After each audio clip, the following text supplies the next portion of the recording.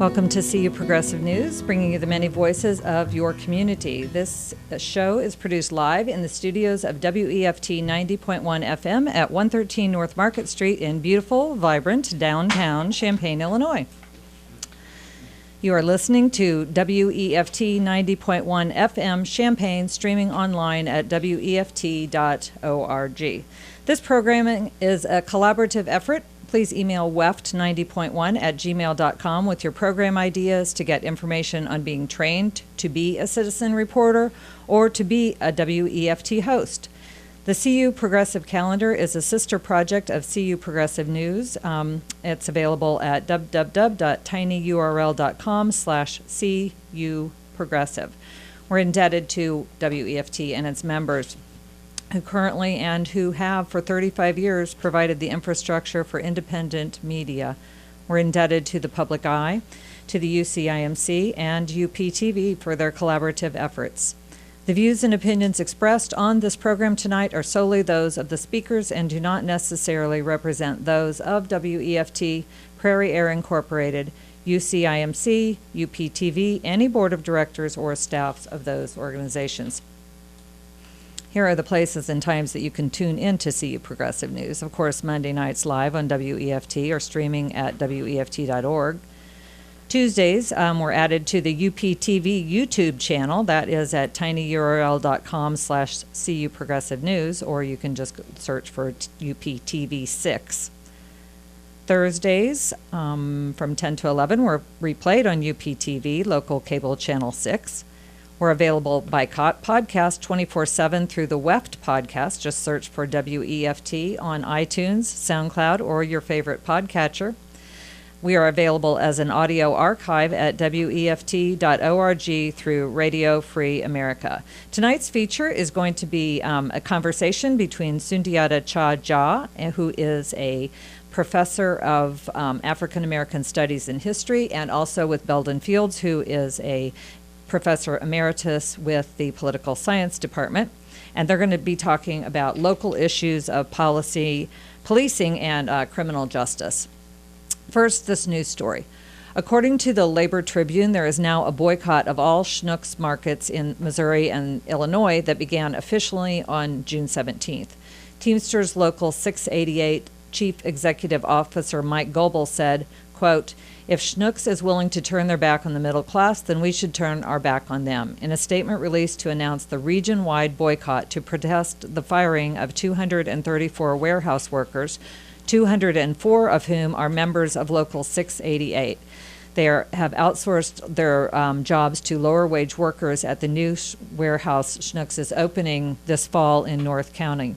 Global, who is the Teamsters Executive Office, said that Schnucks has turned its back on local workers, many of whom have given their entire working lives to the company, so they have little alternative but to call for a boycott of every Schnucks market throughout the bi-state Missouri-Illinois region.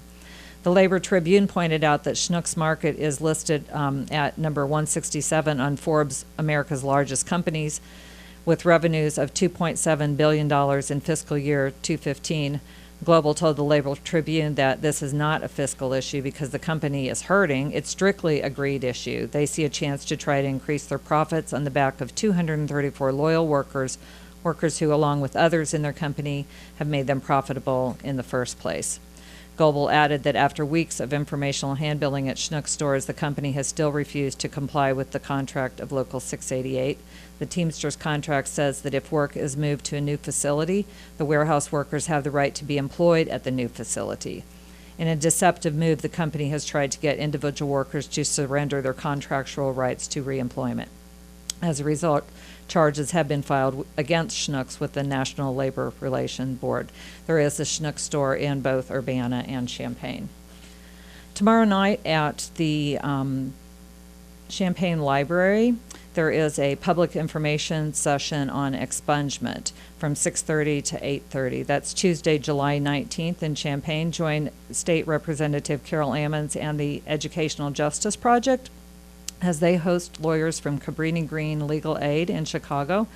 They are going to provide information about the different forms of release available to formerly incarcerated individuals in Illinois, e.g. Certificate of Good Conduct, sealing, and expungement. They're hoping that that will be the first in a series of events that supports local residents to obtain such relief. So you can learn about what documents you need, when you need to work with an attorney, and what forms of relief you can seek on your own, and also local attorneys who can assist. So please let anyone who has a felony that you know about this meeting tomorrow night at the Champaign Public Library Robinson Room at 6:30 p.m.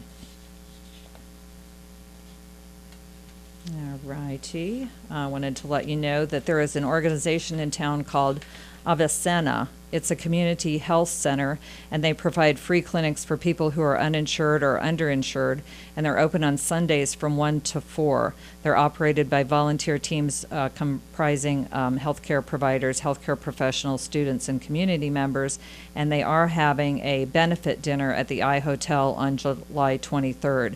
The keynote speaker there is Dr. Rami Nahashabi, a nationally renowned academic scholar and activist. You may remember his name as President Obama shared Rami's story at his first final National Prayer Breakfast in Washington, D.C. For more information, go to Avicenna Health Organization. That's AVICENNAHEALTH.org. Or you can call 403-5498. I'm going to spell that one more time. So it's AVICENNAHEALTH.org. The Pride Center is, the Up Center is hosting its 7th annual CU Pride Festival on September 10th, and we wanted to let you know about that in advance because you can get your entry forms now at unitingpride.org. One more announcement before we get to our feature story, and that is there is a poetry tour called Reset North America to Default Poetry Tour.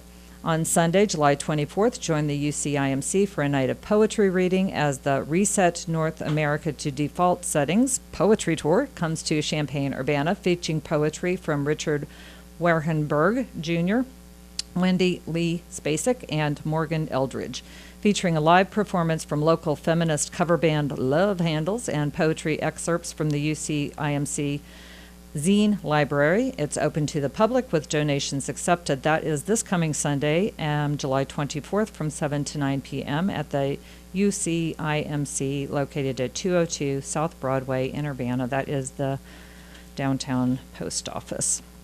All right, the new public eye is out. Looks like this. And I wanted to let you know about a couple of stories in there. There is a tribute to Jean Vanderpoort by Belden Fields, who is in the studio tonight. Police Militarization After Orlando by former Urbana resident Cyril Lazar, who does regular reporting for the public eye. The Syrian Civil War with Janice Jays, and a News Gazette Always Right by David Prohaska. I think that's a question. Always right? Always do the right. Have to read it and find out. All right, so let's see. We're going to turn it over now to Belden and Sundiata, and they're going to possibly take your calls during this hour as they talk about policing in Champaign-Urbana, and probably get into a little bit about the state's attorney and who she prosecutes and who she doesn't. Lots of interesting things coming ahead, so stay tuned. Thank you for tuning in.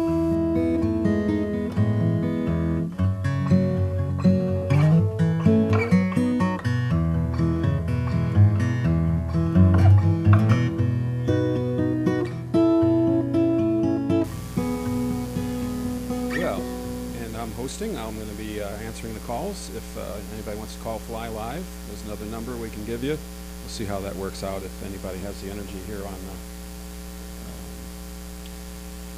a Monday evening, hot Monday evening. I'm talking over some Todd Rent, who plays behind the Soul on Sunday event. That's monthly. It's a good place to hear some poetry. Speaking of poetry, Resetting America. But we're going to go right to Sundiata and Belden. Belden, I think you have a couple of supplementary sort of news items. Court ruling, is that what it is? Well, there is a court ruling that is of importance here in Champaign-Urbana. There had been a ruling a number of years ago called Dekas, the Dekas case, Dekas versus the Sheriff of San Juan County. Because someone named Geekus was stopped by an officer of the law, felt he was mistreated.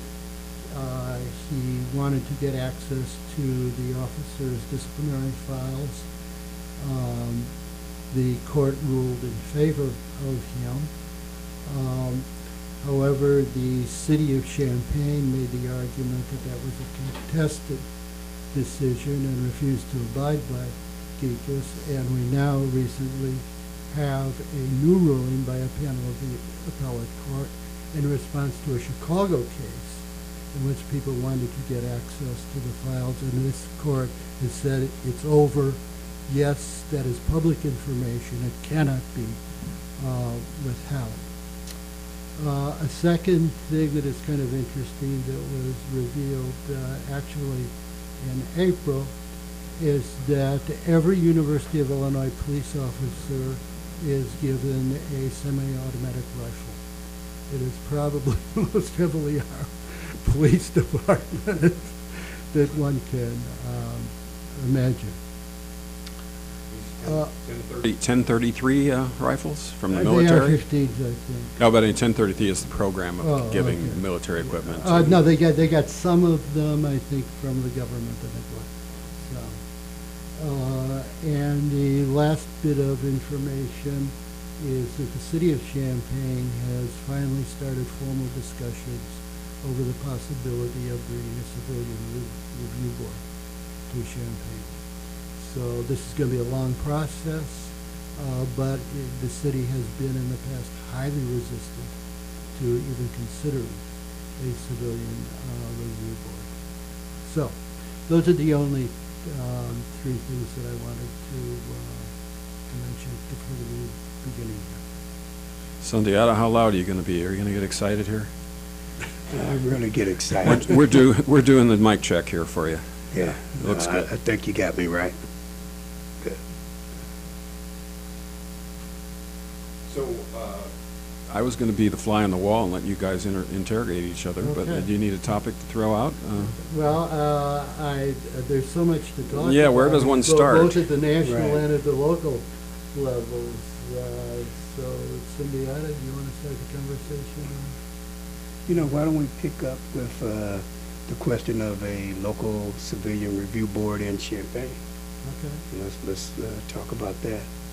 You know, my understanding is that it's not going to be a long, drawn-out process, that they, in fact, want to come back with a decision to move ahead in 6 months.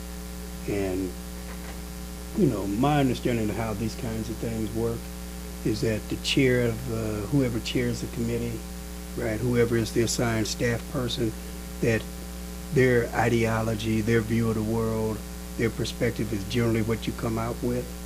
And I would say that we don't have much hope going into this process that it's going to be a strong civilian review board. I've heard some of the arguments being made in the initial meeting is that there's only 5 places in the country that have subpoena power, and that they have either never used it or rarely used it, and that becomes a rationale for Champaign doesn't need subpoena power, as opposed to, you know, if you have something broken in the home and you have a tool, right, you often buy tools that you use rarely. And that has something to do, so just because these other places haven't used their subpoena power, that, and they haven't had very many complaints, that might tell us more about other processes that people are using. So, for example, I'd like to look at those cities and see, for instance, how many suits did they have against the police? How many suits were settled? Because the idea that people don't want civilian review boards and they don't want to be able to have a process outside of the police's own disciplinary process to discipline police makes no sense given the moment that we're in and what we're seeing and what we're hearing on the streets. I would agree with you. I think that a civilian review board without subpoena power is a very disempowered one. Now, Urbana has that. But the fact of the matter is that in Urbana, there hasn't been as much an issue with excessive force. Right. I mean, excessive force has been a very severe problem in the Champaign Department. It's not just Officer Matt Rush. There are a number of officers there who have been engaged in what I would consider to be excessive force issue. Fortunately, they have not. We have not had a lot of deaths, Right. but we have had a good number of excessive force issues. That doesn't mean that Urbana is a shining example in all areas. I mean, the traffic stops clearly are a problem in Urbana, the disparity Right, that's right. of them. But I just want to say that one of the rationales that was used by Tom Bruno on the city council was that you can just, if you have a problem, you can just come to the at-large people. Of course, he was one of those people, the at-large older people, member of the council, and we can deal with it. Well, I gave that a try Right, once in a right. very specific case, in which Myron Scruggs was brutally beaten by Champaign officers, Matt Rush being one of the two officers, the other one McLaren, and we got absolutely nowhere on that. So it was blowing dust in our eyes, to divert us. Belden, could you talk a little bit more about the specifics of the Myron Scruggs case? Because there's some aspects of it that I think really are important for the public to know, to gain a broader understanding of the role and function of the police, and particularly the excessive force, Right. and what stimulates it. Okay, well, I'll try to make it somewhat brief, but there was, Myron Scruggs was an African-American man, a veteran, who was a dialysis technician working on University Avenue. There's a dialysis lab. And he was working there. He was sent out, he worked out of Atlanta, and he would be sent to a number of cities to work. And he had the misfortune of being sent to Champaign, Illinois. And there was another African-American woman who was also a dialysis technician who was sent here. They were staying in a hotel in Champaign, and a fire developed in the hotel. Everyone was told to evacuate the hotel. After the fire had been controlled, the fire department said people would come back into the hotel, but they wouldn't let Myron Scruggs, his colleague, back in her room, and she became very upset. You said they wouldn't let it. Are you referring to the firemen or to the police? The firemen. The firemen would not let her back in the room. Well, she became very upset. She had her things and she wanted to get back in her room. And there developed a verbal hassle between the firefighters and this woman. And Myron, whose room was down the hall, had seen this, and he had taken her aside. He didn't like the way the firefighters were talking to her, treating her. And then finally he said to her, he said, "Come to my room. You can have the bed. I'll sleep in the chair." So they're in the room, and apparently it was the firefighters that called the police. The police show up, knock on his door, and he says without opening, "Who is this?" And the voice says, "It's the police." So he opens the door a little bit, and I'll tell you what Myron said was that when he opened the door just a little bit to peek out, he was sprayed in the eyes by pepper spray. The officers then rushed into the room. Officer McLaren hit him first in the face. He went down.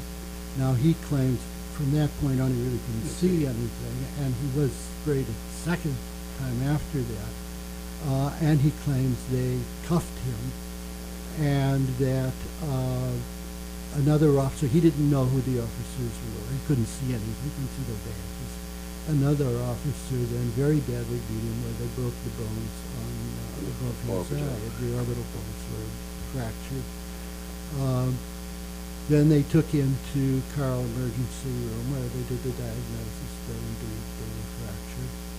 And they let him out of Carl. He had a blood pressure, I think it was 212 or 214, which is of course stroke level. But nonetheless, they let him out, and the officers took him to jail. He spent 3 days in jail. And then he was charged by the state's attorney with resisting and assaulting a police officer. And that state's attorney would be Julia Reitz? It would be, indeed, it was Julia Reitz. So she charged him with that. CU Citizens for Peace and Justice heard about this. He was brought to a meeting with CU Citizens for Peace and Justice, a group that I work with. And we heard his story, and we heard him repeat his story. And I called up the mayor, who's Don Gerard at the time, and said I wanted a meeting with him because I wanted Myron to tell what had happened to him. Don Gerard said he thought it would be good if Tom Bruno, who's on city council, but was the deputy mayor at the time, who also defends a lot of police, if Tom Bruno were there to hear it. So he told me to call Tom Bruno. I called Tom Bruno. Tom Bruno said, okay. So the two of them, the mayor and the deputy mayor, Barbara Kessel and I had a meeting. And we got absolutely nowhere. It was, my demand was that the charges against him, against Myron Scruggs, be dropped and that the officers be charged for assaulting him. Bruno said, well, that would, first of all, there aren't going to be any charges against the officers, and second, the state's attorney would have to file the charges, and she'd never do it. She'd never do it because she didn't win. So we got nowhere on that. And Myron, he had a prominent attorney, Steve Beckett, and fortunately he had a sister with means who was able to afford that, otherwise he'd be sitting in prison today.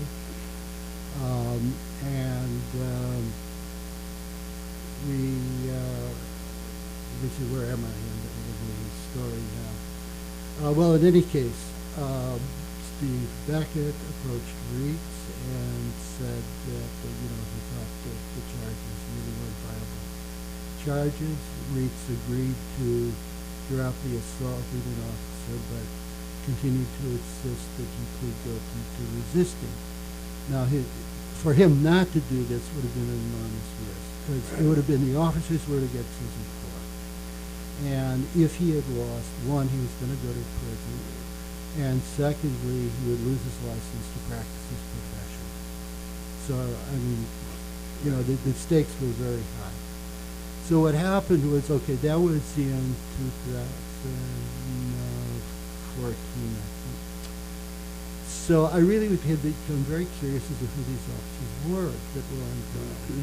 So I got a hold of the whole case file on it, and I read, Beckett told me initially he thought it was an officer's name McLaren, but as I read through the file completely, I learned that the officer who had done the most damage to Myron's blood was Matt Rush.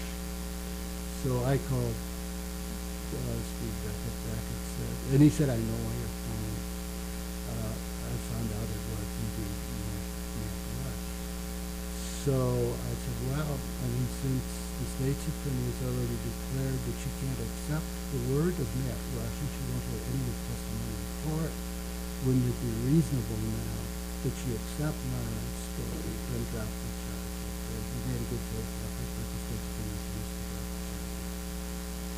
So he still has that on his record. But I've talked to him on the phone numerous times, and whenever he's stopped by a cop, now because there's a lot of driving to different places, so whatever, that just nightmare comes back. Of course.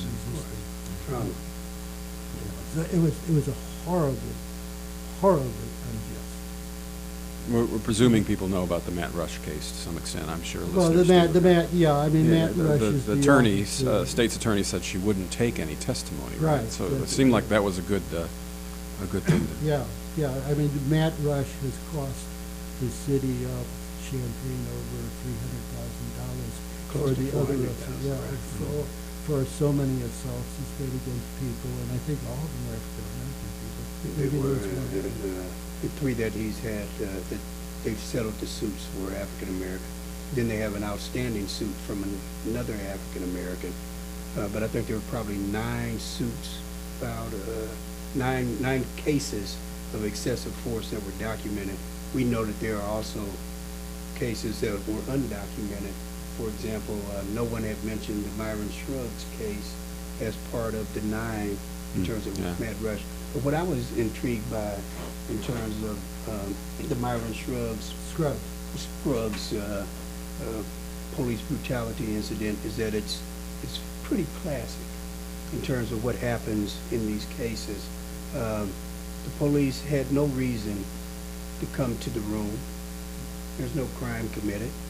They're simply acting out of, they assume that somehow Scruggs, by intervening on behalf of this young woman and the firefighters, that Scruggs was out of his place. And they came to put him back in his place. Uppity, exactly. Yeah, absolutely. He was uppity. And so they came to put him in his place. They assaulted him, and as they always do, they shout now, "Stop resisting." And while you're being brutalized, you're not in a position to resist, right? Or what we've seen in Louisiana, and we've seen in other cases, they shout "gun," right? Even though you have no access to the gun because they have your arms pinned down, right? And you're in a state in which you can legally carry a gun. And then they shoot you, and then they come up with this same story, this same scenario. The person was resisting. They never can justify the initial stop, and there we go. And so the Scruggs case shows in a very clear way that here's an individual whose crime was to help a woman who was being treated unfairly by firefighters, and the police intervened. Right. Well, I'm holding the city culpable too, because I've been before the city council a couple of times on this, and I gave them 3 things I said I thought they should do. One is contact Julia Reitz and try to get her to annul that conviction. The second thing is compensate Scruggs, because it costs an enormous amount of money to come back here for the trial dates. He had to come back several times to do that. This was hotel bills, meal bills, medical bills, paying the attorney, paying the attorney that they should voluntarily, even though the time has passed between which it can be legally mandated for them to do it, that they should do that. And the second thing I asked them to do is investigate Officer David McClaren, who was also involved in this, and who backed up the story of Matt Rush. I mean, it's a case where, whatever, they'll always back up the other officer, even if it's not true. It's been since Serpico, 61, 63, since you've had a major police officer come out and tell the truth against other officers. I mean, they always collude. Cross the blue line. Yeah, no, they don't cross the blue line. Yeah, that's something that I think is important to remember, because there's a lot of talk now about, okay, there's some bad apples. We just need to get rid of the bad apples. The fact of the matter is there's pattern behavior. There's police cultures. Now, there's variations between departments, but the fact of the matter is that there is a very, very strong tendency for police officers to back up the story of a fellow officer or a woman co-officer, even if the story isn't true. That raises the whole question of perjury. I mean, I wrote an article called "Do Police Lie?" And I tried to get some amount of data to see what the frequency of lying is. And it's kind of, maybe I'll just make reference to that, because I think it's... Well, you're finding that. I think I'll do a reintroduction here too, though. Sure. It's traditional at the bottom of the hour to say that was Belden Fields finding his documents there in Sundiata Cha-Jua. And you work with the PTI. We gotta get that in there and try to get through the unconscious or below the conscious level of the kind of things that are alleged that happened in police reactions. I wanted to point out that Matt Rush, one of those 9 cases, was a pregnant woman who lost her child. Right. So that brutality on top of brutality, it seems to me. Right. But carry on. You can reprise what you were... Let me just read this briefly. I asked, what is the frequency of police lying? In the Wall Street Journal of February 1, 2009, Amir Frati writes, quote, a survey of prosecutors, defense attorneys, and judges in Chicago said that they thought on average perjury by police occurs 20% of the time in which defendants claim evidence was illegally seized, unquote. Michelle Alexander in a February 2013 article in the International New York Times quotes Peter Keene, a former San Francisco police commissioner, quote, police officer perjury in court to justify illegal dope searches is commonplace. One of the dirty little not-so-secret secrets of the criminal justice system is undercover narcotics officers intentionally lying under oath. It is a perversion of the American justice system that strikes directly at the rule of law. Yet it is the routine way of doing business in courtrooms everywhere in America, unquote. Writing in the New York Times of May 15, 2015, David Goodman reports that in 2004, the New York City Civil Review Board found, quote, 26 instances where they believed an officer gave a false statement to investigators, a total equal to the previous 4 years combined. In the same article, the chair of the board stated that, quote, it is more likely now than ever that the officer's lack of truthfulness is going to be captured, documented, and that is a function of the video. When I wrote a book called Rethinking Human Rights for the New Millennium, and the one thing that really stunned me was there was a professor at the Johnson School of Criminal Justice, Paul Mueth, who wrote a book. He had studied the police academies in Los Angeles and New York. And in the case of the New York Academy, he writes, they were actually taught how to lie to defend themselves and other officers. Yeah, I've seen surveys from 2009 where they asked police anonymously what they've experienced on the job. So one of the things is, have you ever seen another police officer falsify information? And I think 64% said that they had in their career seen other officers falsify information. You've got a lot higher than 50% of officers saying that they've seen other officers use excessive force. So, so this isn't it's not a mystery. But, part of it has to do with the psychology of police officers. Part of it has to do with education and training. But another part of it that we rarely talk about is that the broader society, the majority of white people, support the behavior of police. And so the police don't get punished for these behaviors. And since there is no punishment for what they do, they continue to do it. And it's brought us to this crisis point that we're in now. If you go back and you look across the history of this country, the police have always been at the focal point. They've been the trigger for what people call riots, other people call rebellions, going back into the post-Civil War. You look at the so-called Memphis riot of 1866. Who initiated it? The police. You look at the New Orleans riot, 1860, the police. You come down to 1965 LA, the police. So that they've always been the trigger because their role is the tip of the spear in terms of social control of the black community.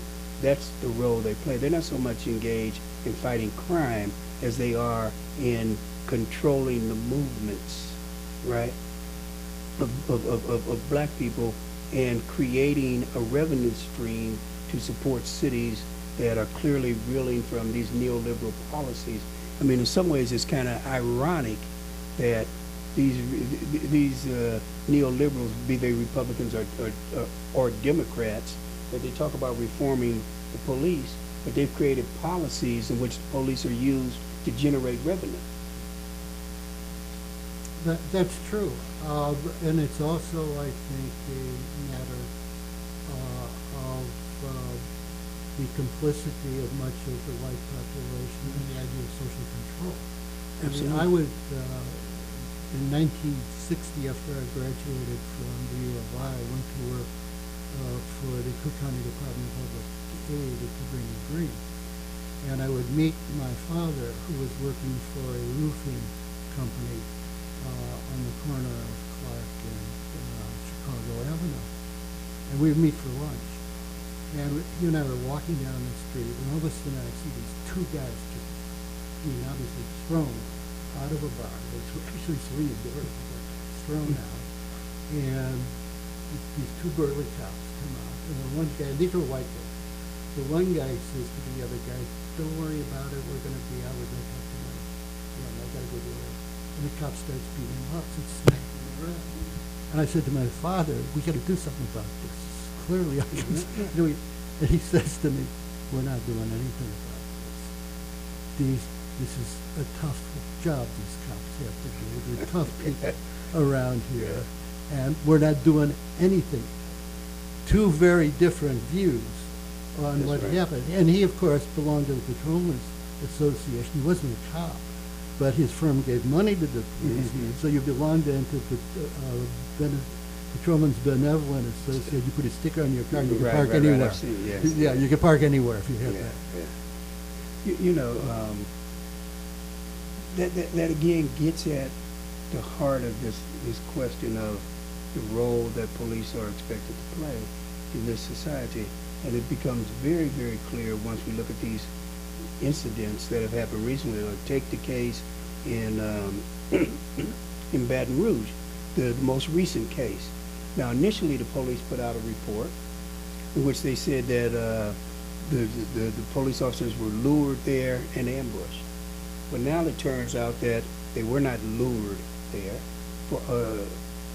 For all we know, this was a black man who was in an open carry state, was carrying his rifle, and the police rolled up on him, and who knows what happened in that exchange, but they could have harassed him, and he responded by shooting them. That's as likely as the story the police tell, because they have no facts right now.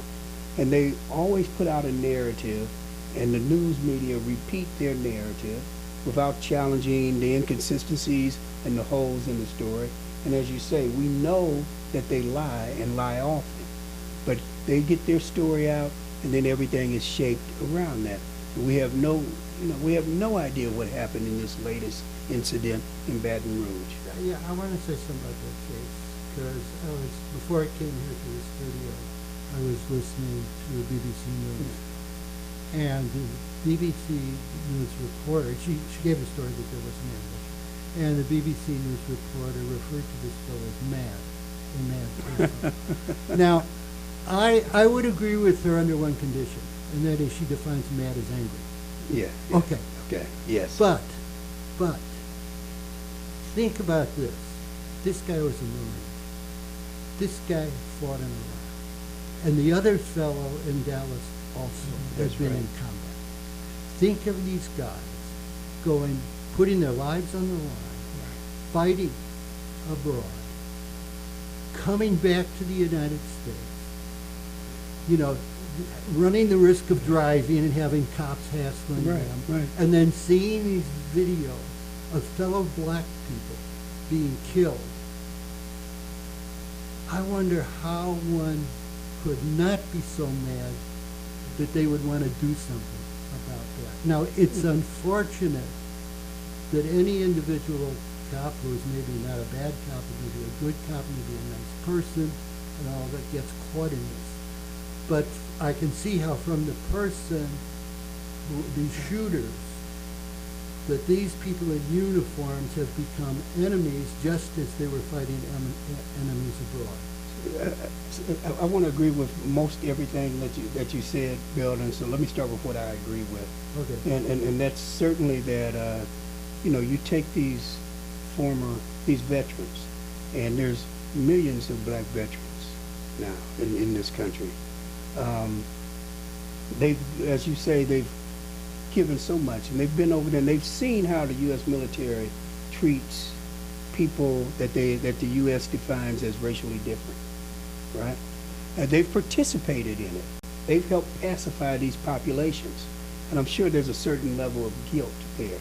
And then they come back, and all of the things that you say, and you can see their reaction. But what's interesting to me is that after every war, the initial upsurge in the Black Liberation Movement is led by veterans.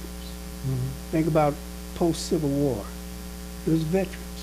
Think about World War I, the response to those urban race riots when whites were coming into black communities and burning them. Who led the defense? The veterans, right? Think about the Vietnam era, the veterans. And so this is something that is so simple to understand, that this is what you're going to get because they're trained and they had a capacity.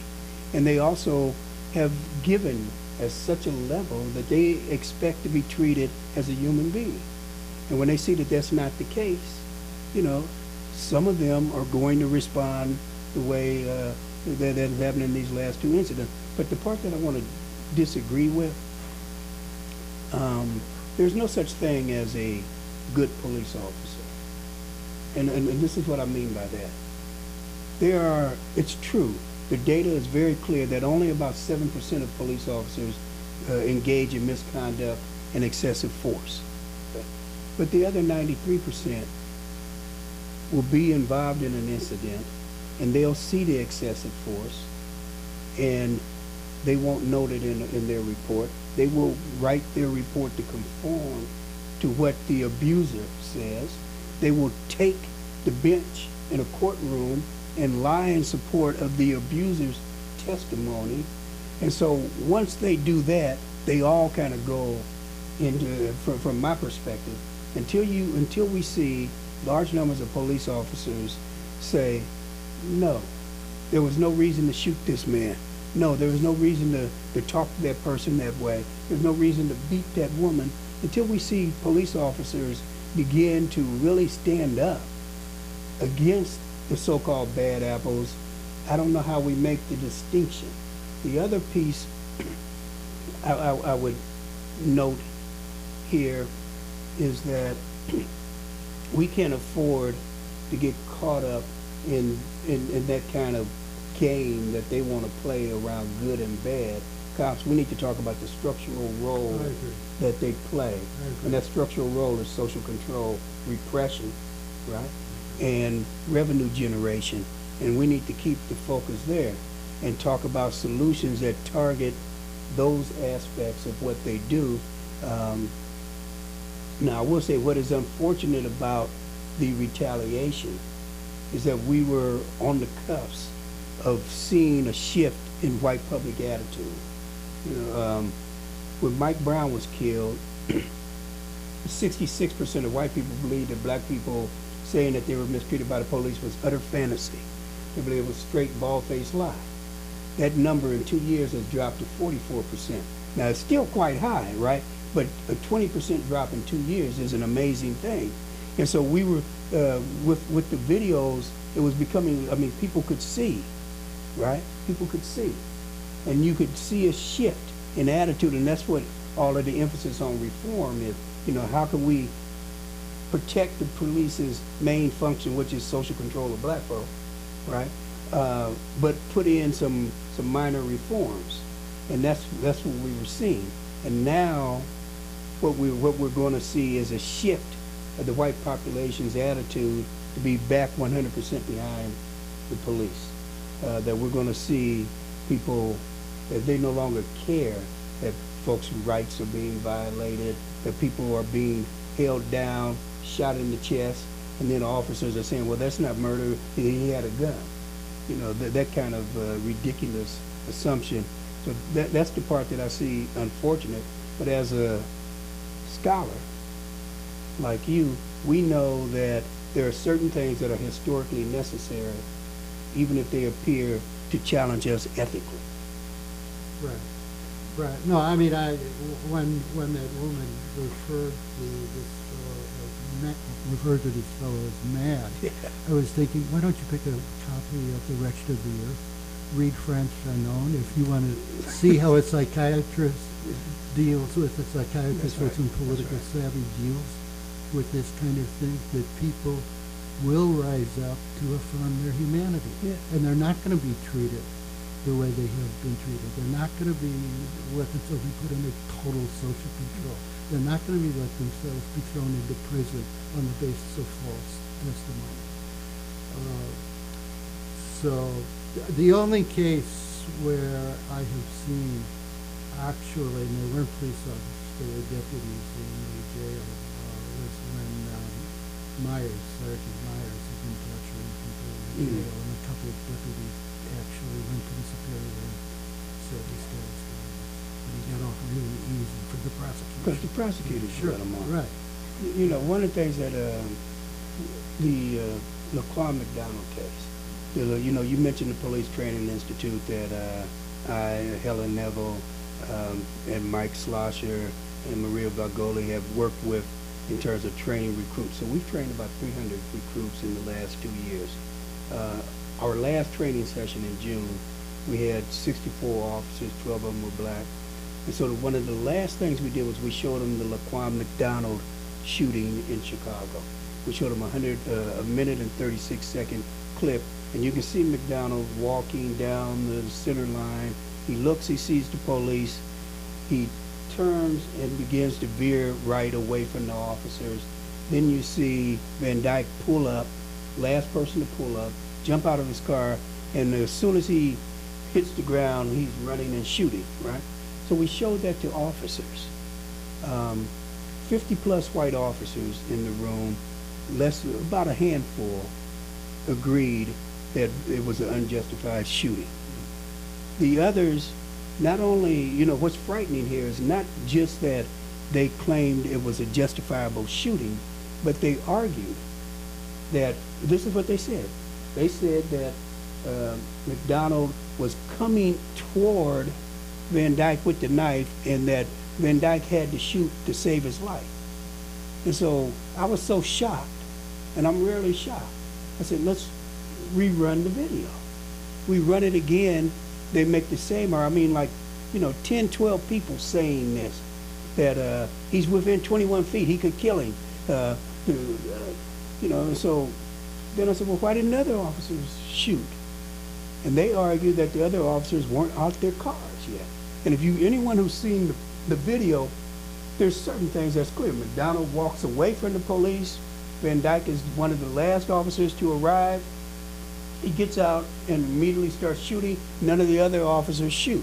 Some of them had their guns out already before McDonald arrived. But the officers saw something that did not occur on the video.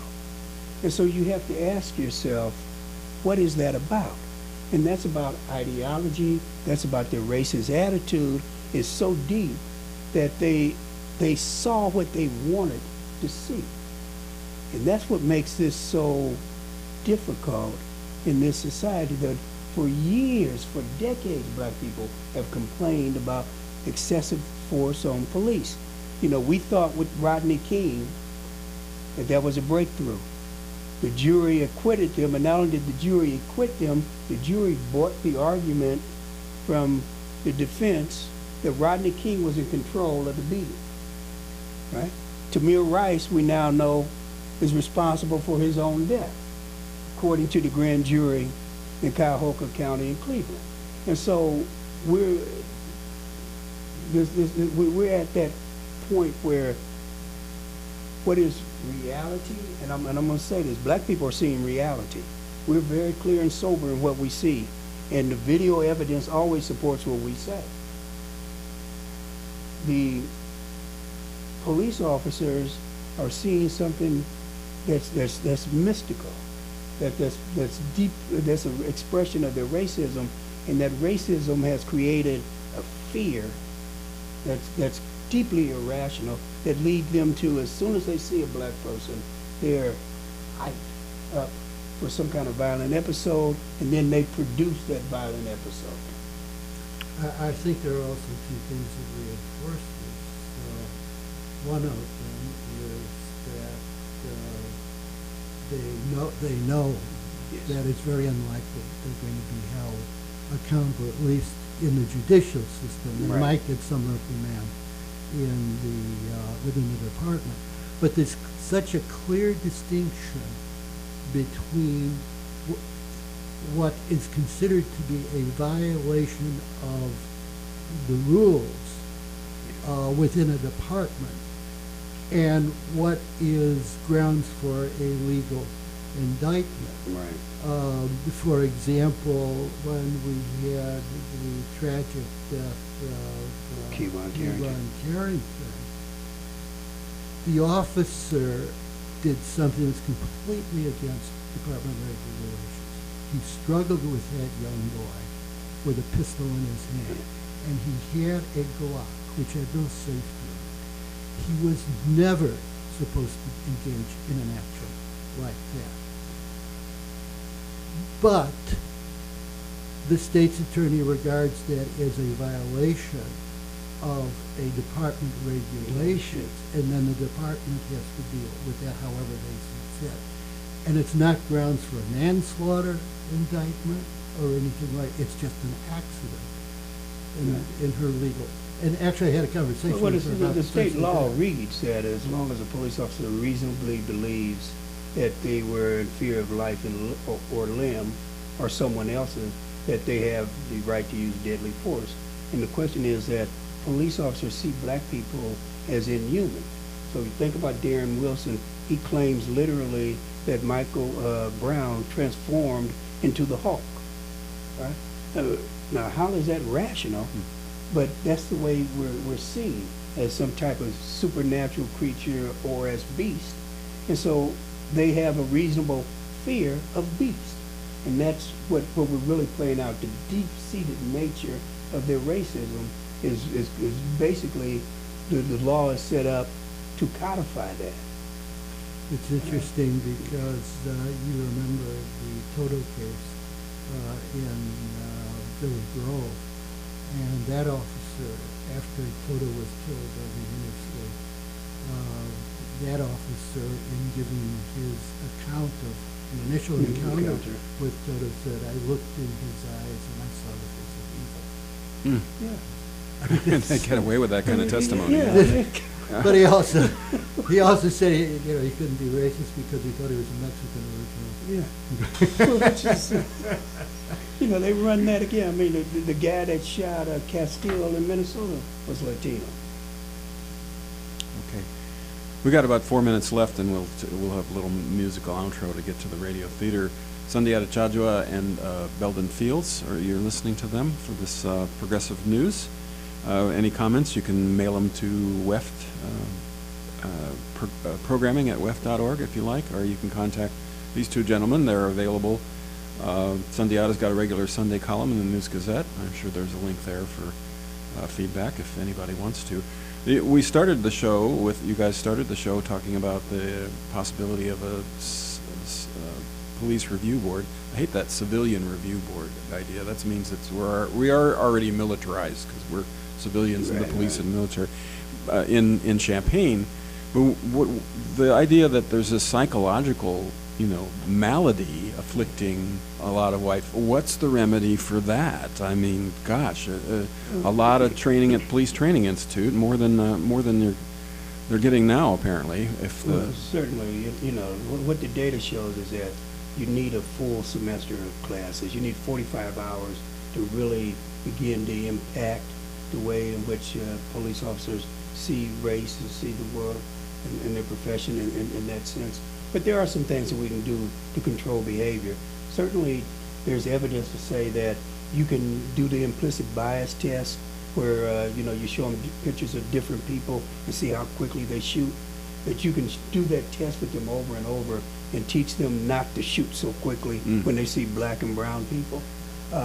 Also, there's other things. I mean, Belden has certainly talked about the need for a code of behavior like the military has, an honor code. There's certainly the question of personal liability insurance. If the money has to come from them as opposed to just the city, I think that you would see a lot fewer of these incidents if it comes back on them directly. If prosecutors prosecute, and you see police officers go to jail, you see police officers terminated, right? That's going to change behavior. But this broader project, in terms of the deep-seatedness of racism, it has to be a societal issue. It's something that we're supposed to be doing in the universities, and you can look at how the millennials think and see how good a job we're doing, which we're doing a poor job. But it has to be a society-wide initiative, and the police have to be part of it. Well, I think also there needs to be some reforms. I think that community policing needs to take place, and that means that officers walk their beats or use bicycles and they engage people, come to know the people that they're dealing with, so they don't have just a stereotypical dude. That's a black guy. They know that's Joe the barber. That's right. The other thing I think is really important is they should live in the cities in which they police. They should be Absolutely. part of that community rather than fleeing to Mohammed or the other really white little towns. And that's part of what we found is that a lot of these officers come from towns that are overwhelmingly white. Some of them are sundown towns, and they've never had any interaction with black people. All they know is movies, television, and the jokes told by their friends, right?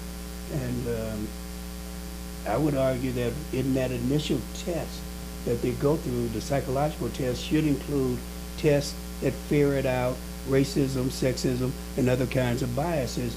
And there's any number of tests that look at racism. There's one that my wife Ellen Never developed, the COBRA's, Colorblind Racial Attitudes Test.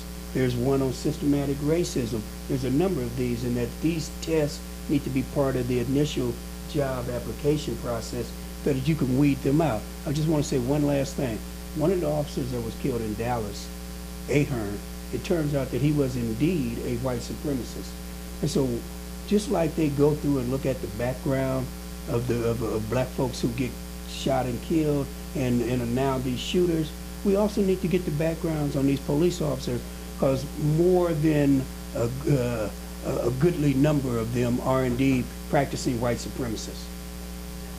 I guess we're getting called out. We have a thing called Radio Free America where these podcasts are available. It'll be on Urbana Public Television as well, and it kind of cuts us off in the middle, so a lot of that was on. So thanks a lot. That was Sundiata Cha-Jua. Lastly, Belden Fields, refugee from the Poli-Sci Department, as we put it earlier.